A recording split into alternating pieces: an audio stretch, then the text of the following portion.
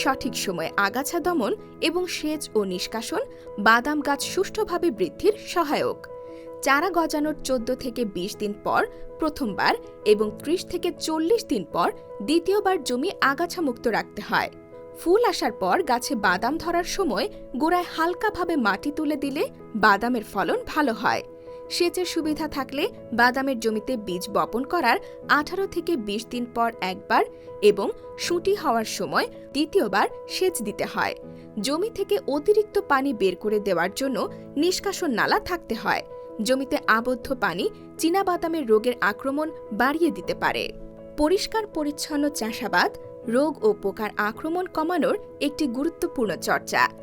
বাদামের জমি নিয়মিত পরিদর্শন করা এবং পোকা ও রোগাক্রান্ত গাছ, শাখা, পাতা, আবর্জনা, ডিমের গাদা, ল্যাদা পোকা ও বিছা পোকা সংগ্রহ করে ধ্বংস করে বালাইয়ের আক্রমণ অনেকাংশে কমিয়ে আনা যায়।